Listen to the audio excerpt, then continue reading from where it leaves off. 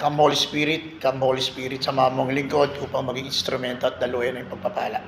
Isang pinagpalang araw po ngayon ng Miyerkules, Agosto 12, taong 2026. Welcome to All the Line, Police Executive Master Sergeant Brother Aldemones, ang SESPO po ng Makati. Ang gospel po ngayon ay nahati sa dalawang pagbubulay, yung paternal obligation at saka yung kapangyarihan magbawal at magpahintulot. Mas didiinan natin yung kapangyarihan magbawal at magpahintulot sapagkat may kapangyarihang ipagkakaloob sa atin ng Panginoon. Sabi dito, kapatid, sinasabi ko sa inyo, kung ang dalawa sa inyo dito sa lupa ay magkaisa sa paghingi ng anumang bagay sa inyong panalangin, ipagkakaloob ito ng amang nasa langit, sapagkat saan may dalawa o tatlo na nagkakatipon, dahil sa akin, naroroon akong kasama niya. Ito po yung didiinan natin. Pero sa unang bahagi, i-share din natin. Sabi daw po, pag may nagkasala sa iyo, pag may nagkasala daw sa iyong kapatid, ang pinaka-the best thing is puntahan mo at kausapin mo. Ito po yung tinatawag natin na paternal obligation. Puntahan mo at kausapin mo. Kailangan sabihin mo sa kanya, brother, kuya, ate, sister, iho, anak, ito yung mali mo, kailangan mong sabihin dahil yun ang narapat, yun yung obligasyon mo. Huwag mong dadaanin sa social media na keso si ganito, na magpo-post ka, yun ay mali. Dapat rektahin, sabihin sa kanya kung ano yung kanyang pagkakamali. That's the first step. Kaya kung hindi nakinig sa'yo, anong gagawin mo daw? Magsama ka pa ng isa. Para na sa ganun, itong isa na to, magiging witness. Hindi para lalong idiin siya, kundi mas baka mapaliwanagan pa siya. Nang sa ganun, baka maitama niya yung kanyang pagkakamali, nag-gain mo siya. Ngayon, pag hindi pa rin daw nakinig, dito ka sa pangatlo, sabihin mo daw sa simbahan. Tell it to the community, to the church, then the church, sasabihin din sa tao na to, kapatid, mali ang ginagawa mo, mali ang pangangalunya, mali ang pagkamkam ng mga bagay na hindi sa'yo. Pag hindi pa rin siya nakinig, ituling na daw po siyang isang publikano o hindi ka-anib ng simbahan. Ito yung tinitiwalag. Pero nawa, huwag tayo humantong doon sa pagtiwalag, kung hindi dito pa lang sa unang bahagi. Nawa, bigyan tayo ng lakas ng loob ng Diyos, ng tapang, para sabihin, dahil ito'y pananagutan, obligasyon natin.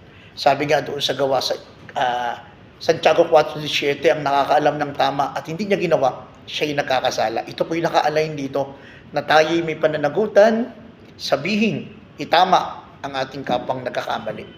Hindi para i-condemn, kung hindi maibalik natin siya doon sa kawan ni Kristo. That is the first point of the gospel.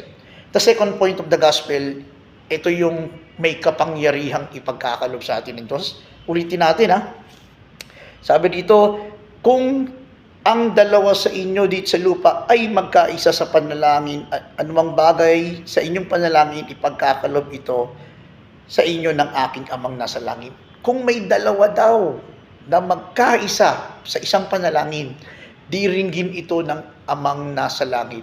Kapatid, kung mag-isa ka, pinapakinggan ka ng Diyos, how much more kasama mo na ngayon nananalangin ng misis mo? How much more kasama mo na yung mga anak mo, 5 na kayong nananalangin? How much more nasa isang community ka na sabay-sabay kayong umaawit, sumasamba? Mas lalo kayong pakikinggan ng Diyos. The more, the merrier. At dito nga, dalawa ang kailangan upang nang sa ganun, ano man daw ang hilingin natin sa panalangin ay pagkakaloob ito ng amang nasa langit. Sabi di sa dulo, sapagkat saan man may 2 o 3 na nagkakatipon dahil sa aking pangalan, ako'y kasama nila. Ito yung madalas natin binabanggit. When 2 or 3 gathered under the name of God, He is in the midst of them. Kung saan may 2 o 3 na nagkakatipon sa pangalan ni Jesus, naroroon siya sa kalagitnaan nito. Kapatid ko sa pananampalataya, pangahawakan natin ang pangako na ito. We are not physically magkakasama, pero spiritually, through social media, naniniwala tayo na kung ang panalangin natin ngayon ay iisa, ipapanalangin kita, ipapanalangin mo ko, papanalangin natin yung mga pamilya natin, yung mga kasama natin sa community, yung mga kasamahan natin sa trabaho, nakatitiyak tayo, papakinggan tayo ng amang nasa langit. Kapatid ko sa pananampalataya, Meron bang may karamdaman sa inyo sa mga oras na to? Ialay natin ito sa paanan ni Jesus. Meron ka bang babayaran na utang, kuryente, tubig, internet connection, matrikula ng bata? Ialay natin ito sa Kanya. Meron ka bang problema sa iyong nanay, sa iyong mga anak, sa kapitbahay mo, meron ka bang sama ng loob? May mga bagay ka bang nagawa o mga bagay na hindi nagawa na dapat mong gawin? Kapatid, i-offer mo ang lahat yan at nakatitiyak tayo. Ang Diyos natin na sumama noon ay sasama pa rin sa atin ngayon at sasama pa rin sa atin bukas. Ang Diyos natin ay Diyos ng himala, Diyos ng pagpapatawad, Diyos na nagpo-provide at Diyos na nagpapagaling at nagpapatawad. Samahan mo ako kapatid sa panalangin natin sa pangalan ng Ama, ng Anak at ng Banal na Espiritu. Amen. Dakilang Ama, sa oras po na ito, humingi po kami ng tapang. Tapang para puntahan ang aming kapwa na nasa status ng kamalian upang nang ganon hindi para kondenahin kundi itama. Para malapit namin siya muli sa iyong kawan, masabi sa kanyang kamalian at maitama niya ito, Panginoon. Bigyan mo kami ng kalakasan, ng katatagan, ng patnubay kung paano namin ito gagawin. At sa oras na to, Lord, tulad ng pangako mo, saan man may 2 o 3 na nakakatipon sa pangalan mo, nasa kalagitnaan ka nito. Panginoon, hindi man po kami magkakasamang physical, through spiritual, mental, and through our social media, alam namin, Lord, kumikilos ka sa mga oras na to. Sa oras na to, Lord, sino mang may karamdaman, anumang sakit niya, Panginoon, magaang man, paluba, anuman ito, Panginoon, pagkabali, pagkasira, psychological, emotional, physical, Panginoon, hipuin mo po siya.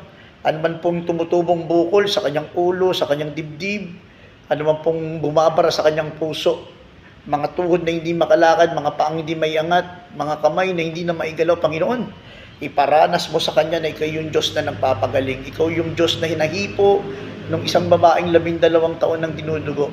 Ikaw yung Diyos na sinampalatayanan ng kapitan na nagpagaling sa kanyang mga alagad. Ikaw yung Diyos ng isang ina na nagsusumamo na gamutin ng kanyang anak na makapulot lamang ng mga mumo. Pagagalingin mo ito, Panginoon. Panginoon, sa oras na to, humihiling po kami ng patnubay, ng gabay sa aming mga desisyon. At Lord, sa oras na to, itinatas namin ang aming mga pinansyal na pangangailangan. Kami po'y natatakot, kami po'y napabalisa. Pero sa matamis pong pangalan, ikaw yung Diyos na magpo-provide. Ikaw yung Diyos na magbibigay.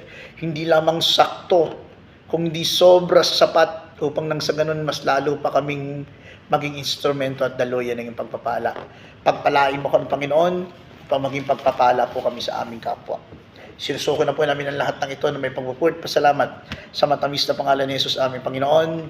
Amen and amen. In the name of the Father, Son, of the Holy Spirit. Amen. Mga kapatid ko sa pananampalataya, mula pa rin po sa patnubay ng aming Chief of Police, Police Colonel Pedro A. Alagano Jr. at sa pamunuan po ng Makati City Police Station, ang inyo pong lingkod, ang SESPO po ng Makati, Police Executive Master Sergeant Brother Ral Demones, nagpapaalala at nagsabi, huwag kang bibitaw, just hold the line, hawakan natin lagi ang salita ng Diyos. Bye-bye, love you all.